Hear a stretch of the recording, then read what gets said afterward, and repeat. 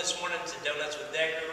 We're presenting the benefits of parents as teachers, pre-K early childhood education, and early childhood and special education programs that we have in our district. This will just be an overview of what is provided for students and how this actually helps students on down the road. So this morning I'd like to introduce Dr. Joanna King. She is the principal at Pate Early Childhood Center, and she'll be talking about parents as teachers.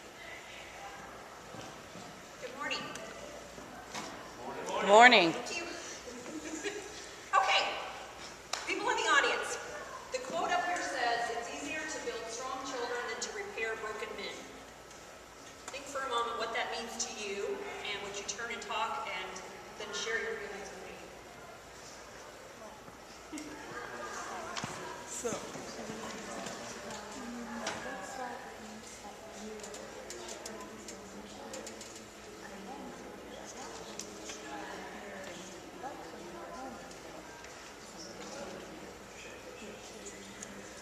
Okay, would anybody like to share their thoughts? Yes, ma'am.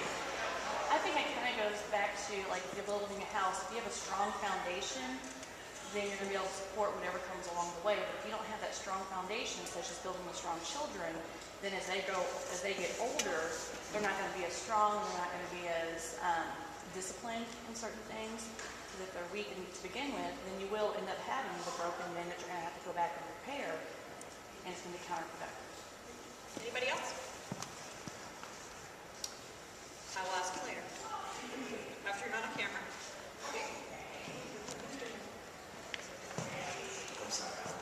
Somebody do this?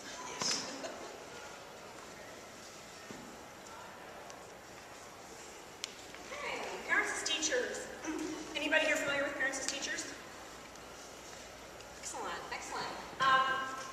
First of all, does anybody can tell me what it is? What is parents as teachers? The name kind of tells you what it is. Parents as teachers. Parents teachers, it actually began over 30 years ago. It is evidence-based home visits with birth through age 5 children. And Aurora has been with parents as teachers for about 28 years. We currently serve over 100 families, mostly birth through age 3. Of these 100 families, 65 children are birth through age 3, and we have 5 parent educators that make home visits to families in Aurora to provide quality services. And these are some of the services they provide. We provide early interventions. Okay, most of you will be parents someday. So,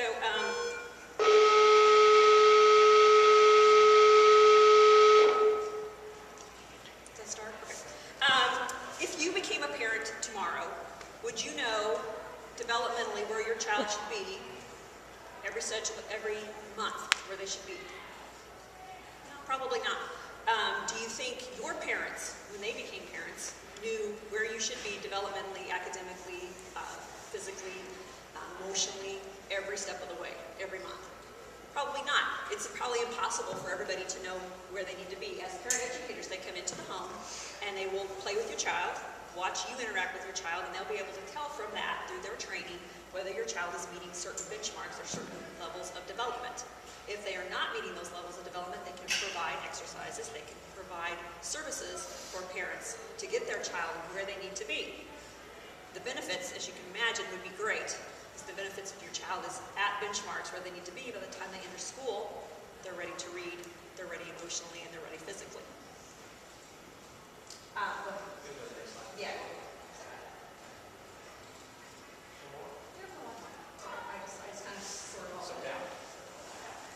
One of the things that parent educators are also able to do, which provides a great service to parents and teachers and community members, is if they go into the home and they suspect there may be some evidence of child neglect or child abuse, they can help the parent right then. Most parents will do the best job they can do. They may not always have the tools and able to do the best job. And as parent educators, they can come in and maybe see, okay, there's probably an issue here with neglect that parents aren't even aware of, or there may be an issue with abuse, and they will be able to provide the correct services to help that child. It increases school readiness and school success. It's been documented years and years that if we can intervene with children and we can provide the necessary training for teachers and as parents are the kids' first teachers, they'll be able to have more success in life and more success in school. Is there any question about parents as teachers? Yes, ma'am. How do you sign up to be a participant in this? Is this something that the school comes to the parents or that the parents come to the school? How do you get involved within that? Our schools provides parents as teachers. And currently we have 5 parent educators because it's through PAIT. We be the earliest school that children attend. They can call the school, call PAIT, Early Childhood Elementary School, and we will be able to provide a parent educator contact. They then go to the home and provide the first contact in the home themselves. We also provide screenings for children from 3 and 4-year-olds at our school. We do 4 a year currently, and those actually help them identify children that needs more needs right now that we can provide preschool and early childhood services for within the school. Any other questions? How funding cuts will the years take place? As everyone knows, the state the nation is having a lot of financial issues. Parents as teachers was no exception to that, and our funding was cut over 75% in the last 5 years. Where you saw the earlier slide that says we currently serve 100 families as a district, before Parents as Teachers was cut, we had each parent educator serving about 100 families. So you can see that it has drastically reduced our number of families that we're able to reach, which is unfortunate. But with our other services that Dr. Reedus and Dr. Lakin are going to talk about, we should still be able to meet some of the needs, the most at-risk needs of our children. Any other questions? Thank you very much. And Dr. Lakin is going to talk now about some early childhood special ed. Actually, never mind. I believe that I'm going to talk next about early childhood education. As Dr. King talked about, the Parents as Teachers basically is the beginning point for where we make contact and try to increase the services that we have for students. The next portion of it would be when the students turn age of 4. At that point, children can take part in our Title I preschool. We currently serve 30 students in our Title I preschool. We have 1 aide and 1 teacher to take care of that. We've provided these services for the last 5 years. Title I is a federal program that gives money, allows schools to have funds to reach the most at-risk and disadvantaged students that we have.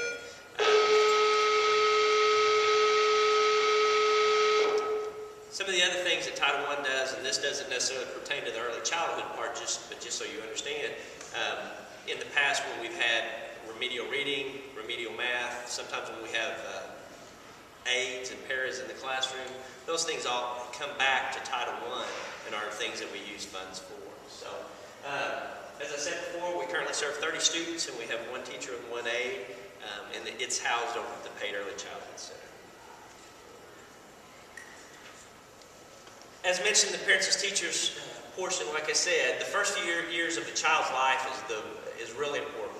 You know, you have a lot of brain activity, you have a lot of just physical and developmental needs that are coming on, and the more that parents know, the better we are.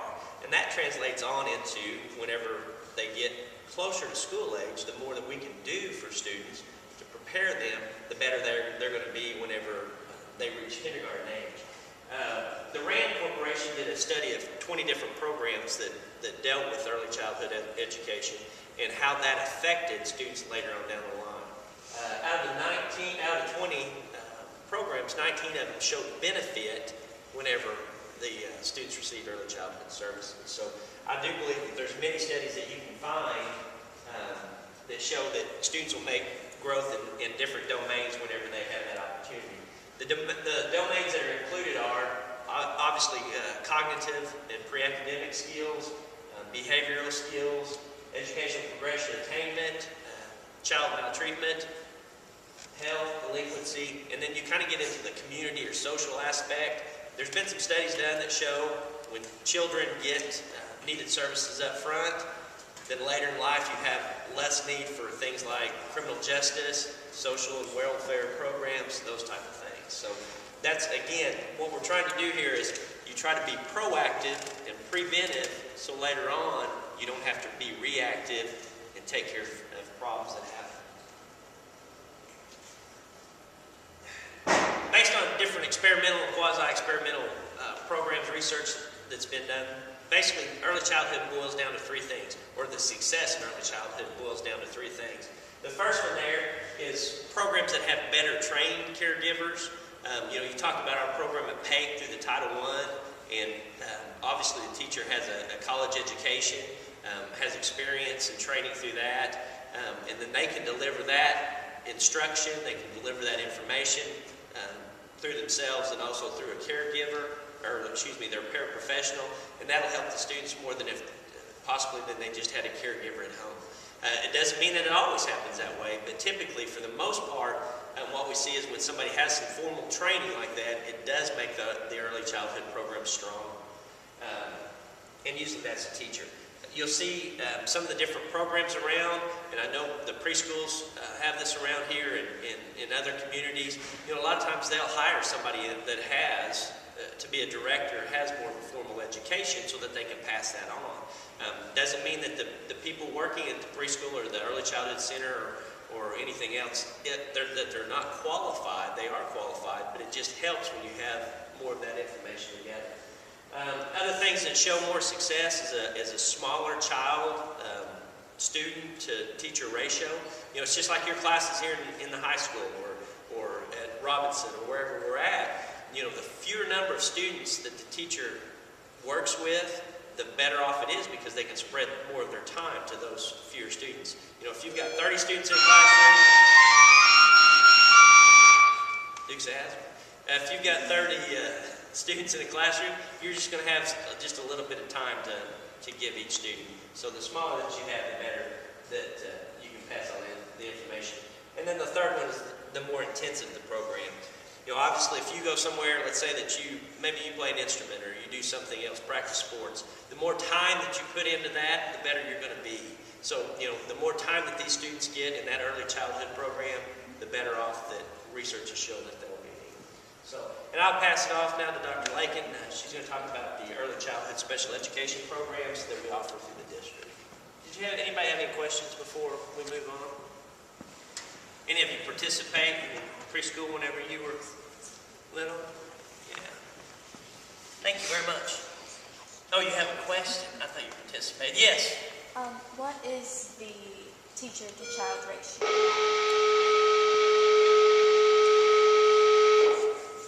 Give me a little think time there. No, I'm just kidding. Our teacher-to-child ratio, we can have federal Title I rules allow us to have 15 students in a classroom if we have a teacher and a paraprofessional. And since we have, and I had it up there on the board a while ago, since we have a teacher and an assistant, then we can have those 15 kids. So we have 30 total that we serve. If you don't have an assistant, all you can have is 10. So by their rules, we keep it small as it is, and that's pretty manageable.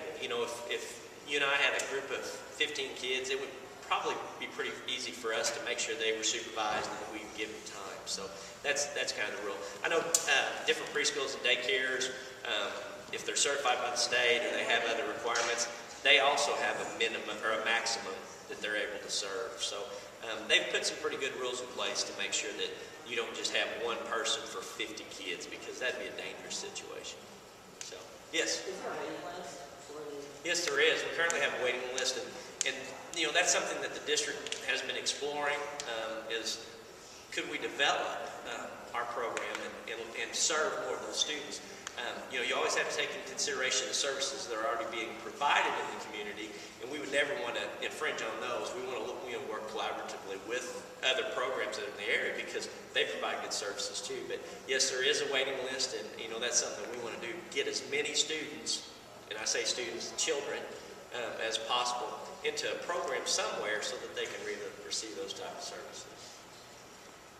Any other questions? Appreciate you going to leave me high and dry on that, so thank you. Dr. Lake. All right. The next statement you see is if our American way of life fails the child, it fails us all. there are some children that need more assistance than maybe what Title I can offer them, typical preschools, Head Starts, those kind of services.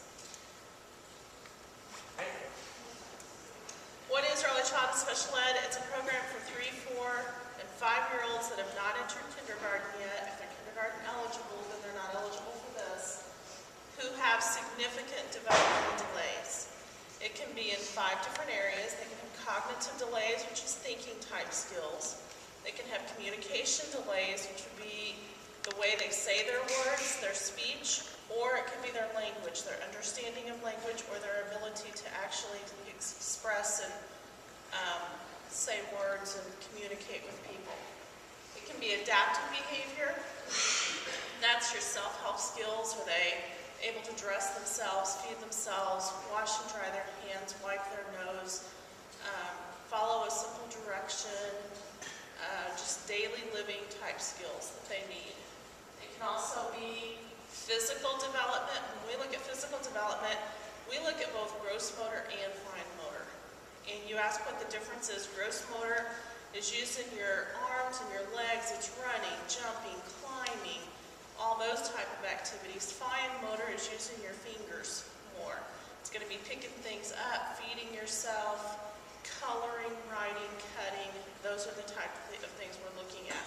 And to qualify for physical, we have to combine the gross motor and fine motor together. And then social emotional development, that's going to be their behavior, how they cope with things, how they get along with others, those type of issues. So that's the 5 areas we look at. It does have to be significant in order to qualify. Currently, we're serving 45 students. We have several referrals that we're looking at right now. They may qualify also. We have 45 students. Some of them get speech services only. They come into the school or we go to them and provide some speech. Some of them come into our classrooms, and some of the kiddos, we go to their classroom to see them at preschool or at Head Start or in Title I, wherever they may be at. We've provided services for over 12 years in Aurora, and currently we have 7.5 personnel, and that consists of 2 classroom teachers, 2.5 paraprofessionals, a speech and language therapist, and then an occupational therapist and physical therapist that comes in and works with our students also. So we have 7 different people working with our kiddos. What are the responsibilities for early childhood special ed? The first one is just to locate students. Locate, find them, and help identify them. Where do we get referrals from? Parents can call in.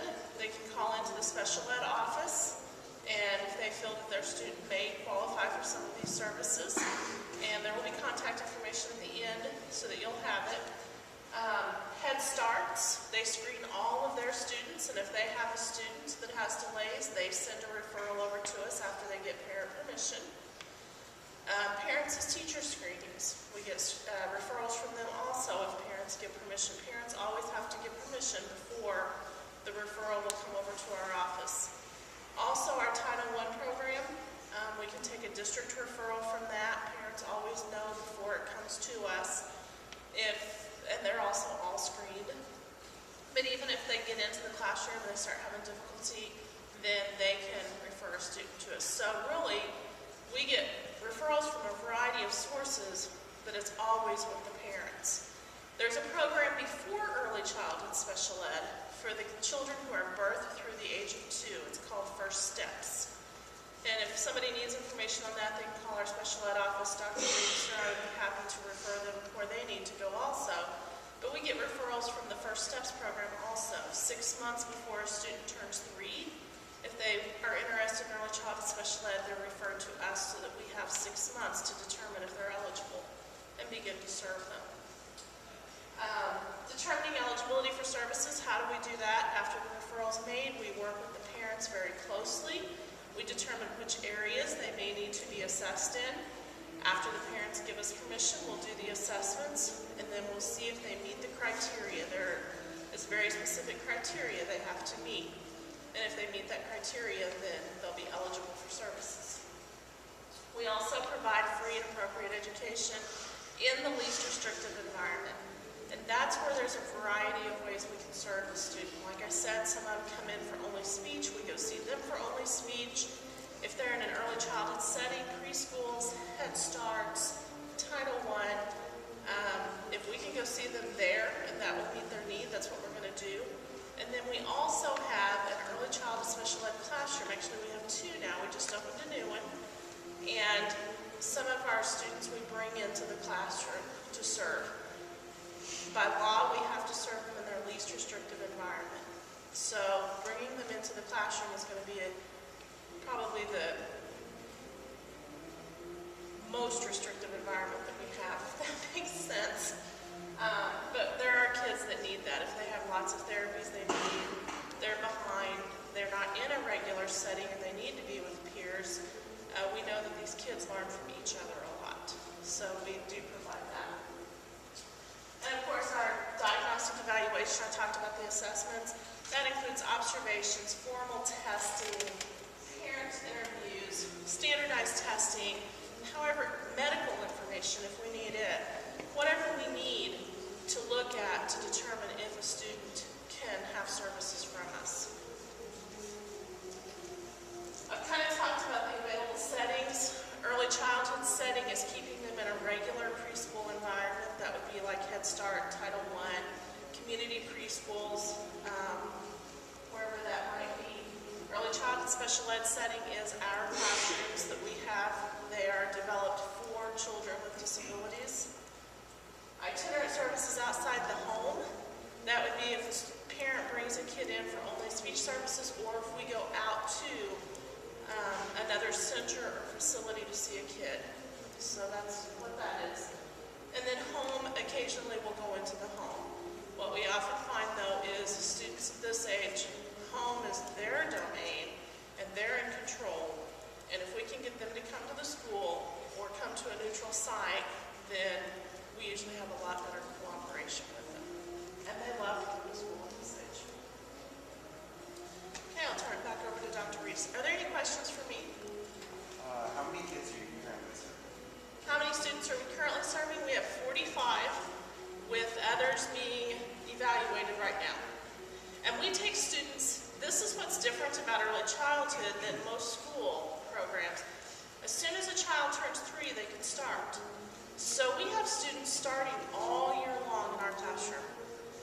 If a student turns 3 April 15th, they can come start school April 15th if they're eligible for our program. Where you guys all start school, or our kids out in our schools, most of them start in August, we have kids starting all year. As soon as they're 3, if they're eligible, they can start. How do you determine who's eligible and who's not? How do we determine who's eligible and who's not? That's where we do the testing. And we provide all that testing, we look at observations, we look at the medical information, and there's some very strict criteria. Those 5 areas that we talked about, they have to be really, really significant in their scores we look at in one area, or they can be significant in 2 areas.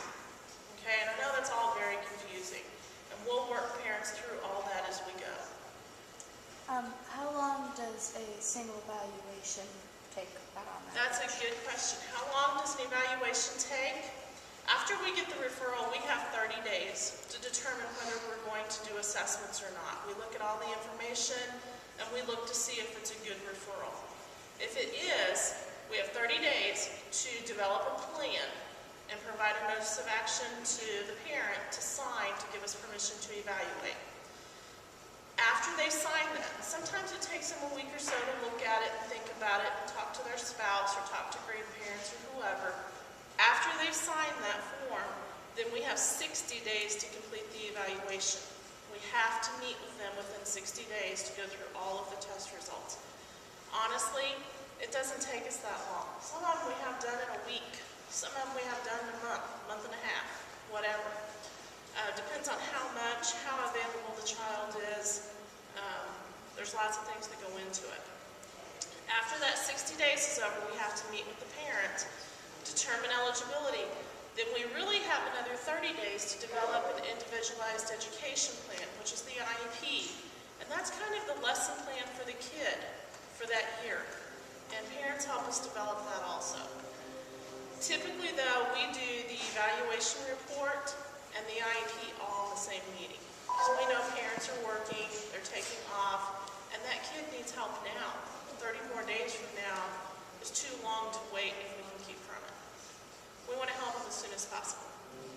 The neat thing is, because someone started at the age of 3 or 4, they may not need services anymore in kindergarten. They may be able to go on to kindergarten with very little help, if any help. Anything else? Okay. Just to follow up on what Dr. Lakin said too, you asked about evaluation. She mentioned that a parent will come and ask us to do this, or we'll get a referral from the parent. But at the same time, even though we do that, we still get their written consent after we get our plan together.